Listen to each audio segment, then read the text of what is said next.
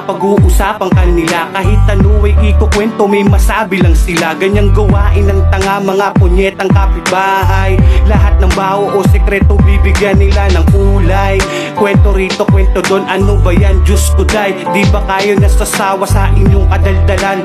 Sismosang kapitbahay, ang sarap nyo sapakin, ang sarap nyo sapakin. Utak nyo walang laman, wala kayong mapapala kung papatulan mo sila. Pakiusap lang naman, tama na, tigilan na ang mali nyo nagawa. Wag nyo nang itama pa, makakasila lang kayo, mapapaaway pa kayo. Alam mo ba ang tunay na buhay ng taong inyong inusgahan? Iba't ibang mga kwento na di naman totoo. Walang perpekto. Paglabas ko ng bahay, nag-aabang mga sismosang kapitbahay. Na na na na na na.